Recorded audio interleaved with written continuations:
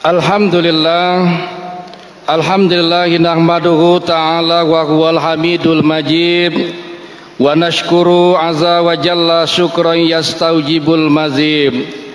Ashhadu an la ilaha illallah wahdahu la syarika lah, lahul hukmu fi ardihi was samai, wa nashhadu anna sayyidana Muhammadan abduhu wa rasuluh al-azimu wa khatamu anbiya'i.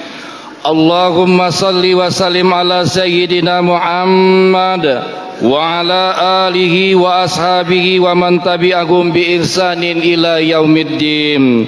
Amma ba'd, fa'usikum wa iya wa nafsi bitaqwallahi faqad fazal muttaqun. Qala Allah ta'ala fil Qur'anil Karim, a'udzubillahi minasyaitonir rajim, bismillahirrahmanirrahim.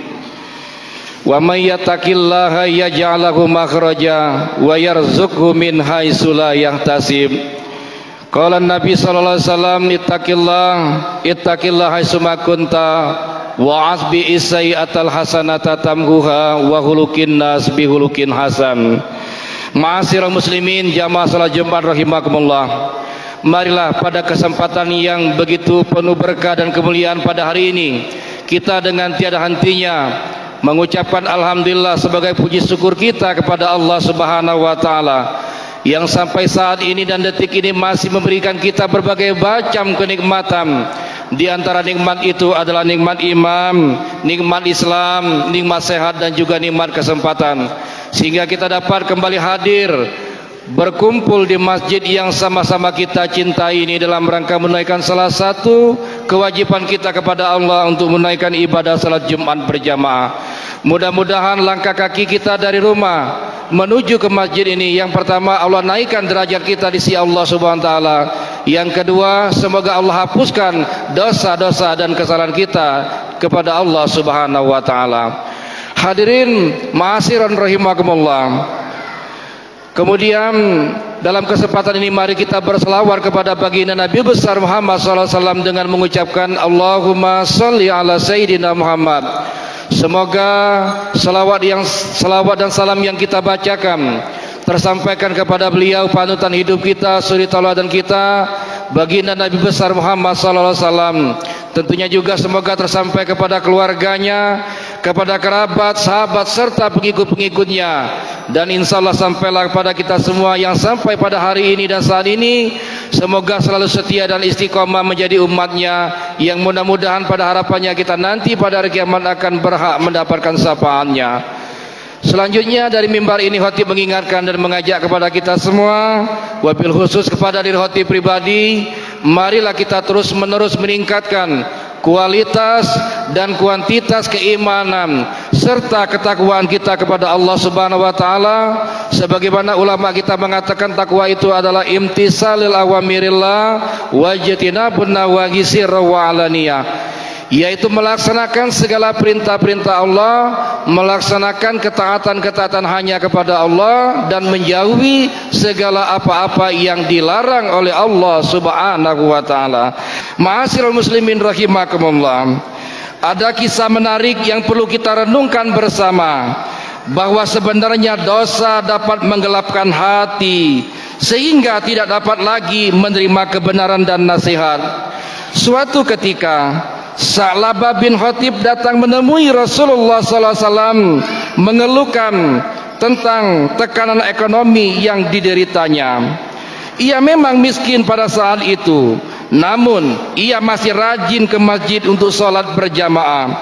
Rasulullah SAW konon seusai berjamaah ia langsung pulang karena harus berganti sarung atau pakaian dengan istri tercintanya di rumah. Rasulullah SAW bahkan sempat menanyakan hal ini, dan Sa'labah menjelaskan alasannya kenapa. Lama kelamaan Sa'labah tidak merasa nyaman dengan tekanan ekonomi yang menerpa dirinya. Oleh karena itu ia meminta dan memohon kepada Rasulullah SAW agar dapat mendoakan dirinya. Dia berkata, wahai Rasulullah, saya mohon doanya agar Allah berkenan memberikan rezekinya kepadaku. Beliau Rasulullah SAW menjawab, wahai Sa'labah, maukah engkau meniru keadaanku? Kalau saja aku mau, kata Rasulullah, bukit-bukit itu bisa aku perintahkan berjalan bersamaku. Bukannya sadar jamaah sekalian, Sa'labah malah justru mendesak Rasulullah sallallahu alaihi wasallam. Sudahlah Rasulullah, doakan saja aku demi zat yang mengutusmu dengan kebenaran. Jika Allah memberikan kekayaan kepadaku, kata Sa'labah, maka tentu aku akan memberikannya kepada yang berhak menerimanya. Dengan lembut dan kasih sayang, Nabi Muhammad SAW menasihati dirinya, wahai Sa'labah, harta yang sedikit tetapi bisa disyukuri itu lebih baik daripada harta yang banyak namun tidak pernah sama sekali engkau syukuri. Sa'labah justru mendesak Nabi Muhammad SAW untuk berdoa agar diberikan rezeki dan kekayaan yang melimpah. Kali ini Nabi tidak bisa menolak keinginan Sa'labah. Beliau lantas mengangkat tangan ke langit seraya berdoa kepada Allah, ya Allah, limpahkanlah rezekimu kepada Sa'labah. Kemudian Rasulullah SAW memberikan seekor kambing betina yang sedang hamil kepada Sa'labah dan berkata, jagalah baik-baik kambing ini wahai Sa'labah. Begitu pesan Nabi SAW kepada Sa'labah. Sa'labah kemudian pulang membawa seekor kambing pemberian Nabi Muhammad SAW dengan hati yang bergembira dan berbunga-bunga. Dengan modal kambing dan doa Nabi, dia yakin akan menjadi orang yang sangat kaya raya. Dia berujar di dalam hatinya. Hari demi hari jamaah sekalian, bulan demi bulan, si Sa'labah tadi yang miskin dan lusuh kini berubah menjadi kaya raya yang disegani. Kambingnya berjumlah ribuan. Di saat lembah dan bukit ada kambing milik Sa'labah. Pagi itu Sa'labah sedang jalan-jalan memeriksa kandang kambing yang sudah tidak sesuai lagi dengan jumlah kambing yang terus-menerus makin hari makin bertambah. Aku harus pindah dari sini, kata Sa'labah, untuk mencari lebih banyak lagi lahan untuk menampung kambing-kambingku. Akhirnya apa? Sa'labah menemukan sebidang tanah luas di pinggiran Madinah. Di sana dia membangun kandang baru yang lebih besar. Namun perkembangan kambing Sa'labah seperti banjir yang sulit untuk dibendung. Bahkan terkadang kandang yang baru saja dibangun sudah terisi full dengan ribuan kambing. Demikianlah Sa'labah menyibukkan dirinya setiap hari dengan hartanya. Sebelumnya ia salat 5 waktu berjamaah di masjid. Kini ia datang ke masjid hanya salat zuhur dan salat asar saja. Kini kandang kambing yang baru saja dibangun oleh Sa'labah di pinggiran kota Madinah tidak lama lagi memenuhi syarat. Maka ia memutuskan untuk mencari area yang lebih luas lagi. Ia tidak lagi memikirkan bagaimana ibadahnya jika jauh dari kota Madinah. Kepalanya sudah dipenuhi dengan rasa cinta yang tak terukur. Yang ada di kepalanya adalah harta dan kekayaan. Sehingga ia datang ke masjid hanya seminggu sekali saat sedang salat Jumat. Sehingga dengan derasnya aliran harta di rumah Sa'labah, kini ia lebih memilih berdiam diri ketimbang datang jauh-jauh ke masjid. Bahkan untuk salat Jumat pun ia kini tidak lagi datang ke masjid sebagaimana biasanya. Hal tersebut jamaah sekalian lantas diketahui oleh baginda Nabi besar Muhammad sallallahu alaihi wasallam. Beliau lantas bertanya kepada para sahabatnya, wahai sahabatku, sudah lama Sa'labah tidak terlihat di masjid ini. Apakah kalian mengetahuinya? Di manakah ia berada dan bagaimana kondisi dia sekarang? Wahai Rasulullah, kata sahabat, Sa'labah sudah menjadi orang yang kaya raya. Lembah-lembah di dalam dan di luar Madinah telah penuh sesak dengan kambing-kambingnya. Benarkah? Mengapa ia tidak pernah menyerahkan sedekahnya sedikit pun? Tanya Rasulullah SAW kepada para sahabat. Ma'asyiral muslimin jamaah salat Jumat rahimakumullah. Setelah Allah menurunkan ayat tentang kewajiban zakat, Rasulullah SAW mengutus 2 orang sahabat untuk menjadi amil zakat seluruh umat Islam di Madinah yang hartanya dianggap telah mencapai nisab untuk zakat didatangi, tidak terkecuali kepada Sa'labah. Kedua utusan Nabi SAW membacakan ayat zakat di depan Sa'labah. Kemudian Setelah dihitung semua hartanya, ternyata memang banyak harta Salabah yang harus diserahkan zakatnya. Di luar dugaan jamaah sekalian, muka Salabah memerah. Ia justru marah karena diminta zakat oleh para utusan Nabi. Apakah ini kalian bilang ini zakat? Tentu kata Salabah, menurutku ini lebih baik disebut dengan upeti atau pajak. Sejak kapan Nabi menarik upeti? Aku bisa rugi, kata Salabah dengan marah. Lebih baik kalian pulang saja dari sini. Aku tidak mau menyerahkan hartaku. Usir Salabah kepada dua orang utusan yang telah didatangkan kepadanya.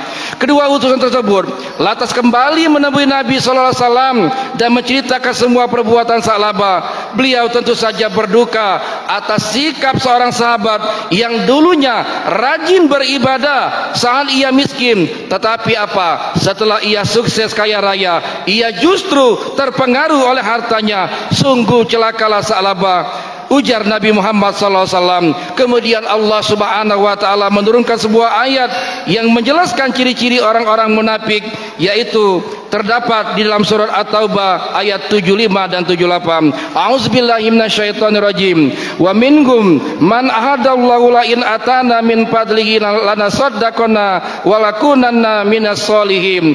Falamma atahum min fadlihi bi qulubihi wa tawallau wa hum mu'ridun. Fa'aqabahum nifaqan bi qulubihim ila yaumil yalqaunahu bima akhlafullah ma wa'adahu wa bima kanu yakzibun.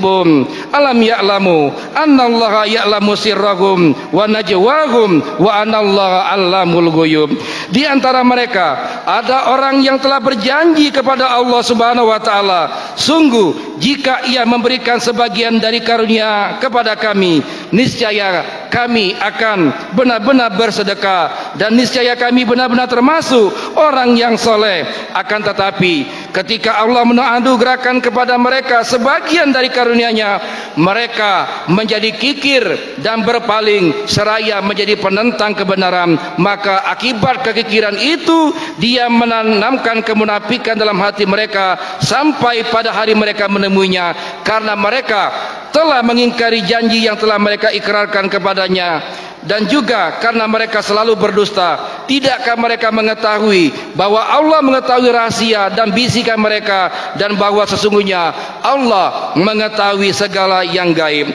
Ma'asyiral muslimin jamaah Jumat rahimakumullah, ayat ini segera disebarluaskan kepada seluruh umat Islam di Madinah, sehingga salah seorang sahabat Salabah datang mengabarkannya, celakalah kamu Salabah, Allah menurunkan ayat-ayat tersebut karena kelakuanmu. Salabah tertegun.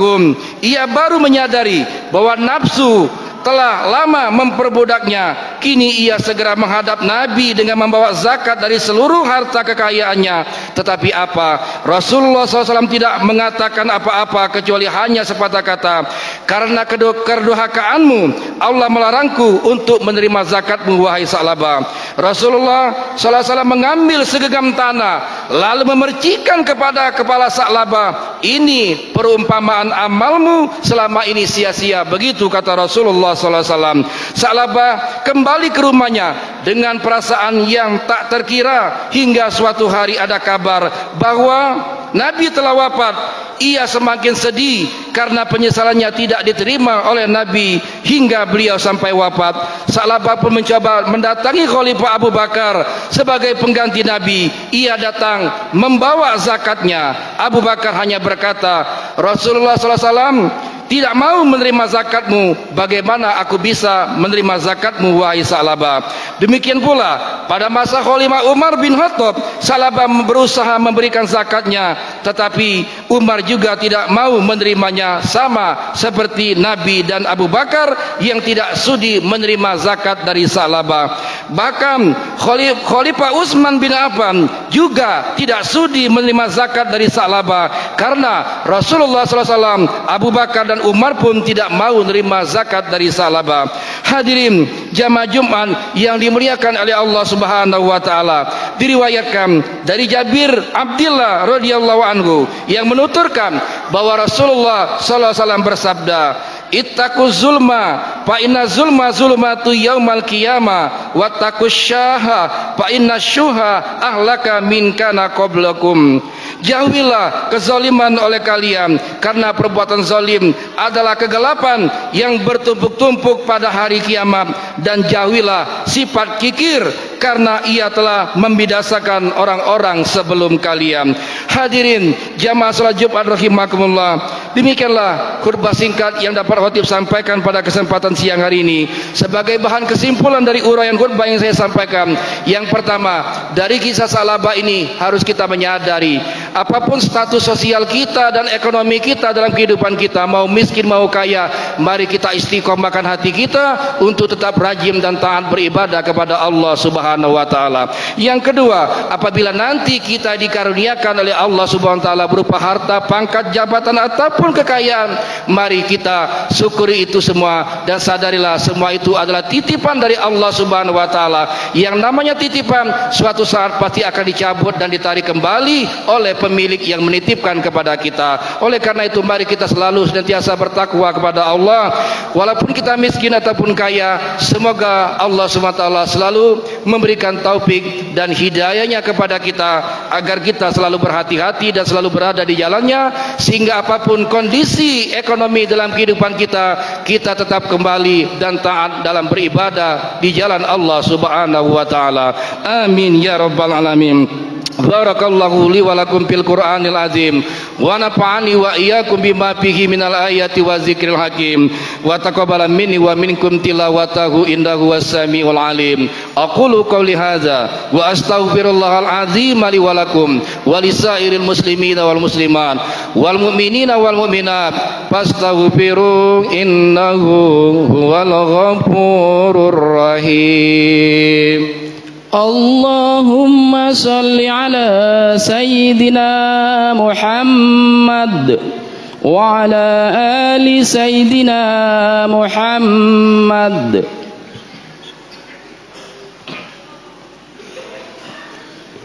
Alhamdulillah, alhamdulillah nahmaduhu wa nasta'inu wa nastaghfiru wa na'udzubillahi min syururi anfusina wa min sayyiati a'malina, may yahdihillahu fala mudhillalah wa may yudlilhu fala hadiyalah.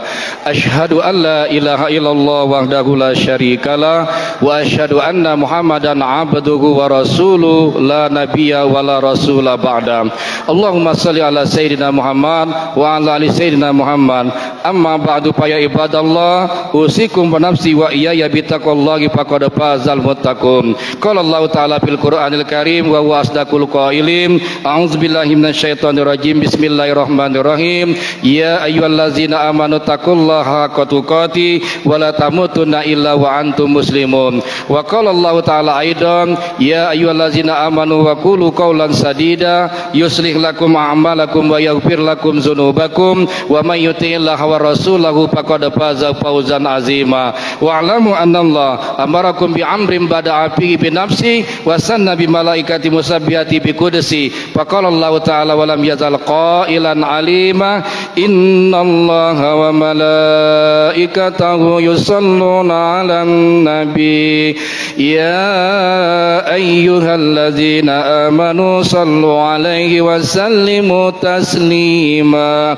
Allahumma shalli ala Muhammad wa ala ali Muhammad kama shallaita ala Ibrahim wa ala ali Ibrahim wa barik ala Muhammad wa ala ali Muhammad kama barakta ala Ibrahim wa ala ali Ibrahim fil alamin innaka Hamidum Majid. Amin ya rabbal alamin. Allahumma ighfir lil muslimina wal muslimat wal mu'minina wal mu'minat al ahya'i minhum wal amwat innaka samiun qaribun mujibud da'awat wa ya qadiyal hajat. Rabbana amtah wa baina qaumina bil haqq wa anta khairul fatihin. Rabbana faghfir lana dzunubana wa kaffir anna sayyi'atina wa tawaffana ma'al abrar.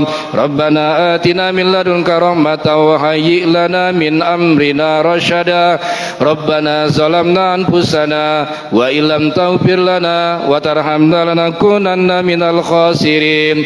Rabbana taqabbal du'ana innaka antas samiul alim wa tub alaina innaka antat tawwabur rahim. Rabbana atina fid dunya hasanah wa fil akhirati hasanatan wa qina azabannar. Walhamdulillahi rabbil alamin. Ibadallah, innallaha ya'muru bil 'adli wal ihsan wa ita'i dzil qurba wa yanha 'anil fahsya'i wal munkari wal baghi ya'izukum la'allakum tadhakkarun. Fadhkurullahal 'azima yazkurkum was'aluhu min fadli yu'tikum wa la dzikrullahi akbar wallahu ya'lamu ma tasna'un. Aqimissalah.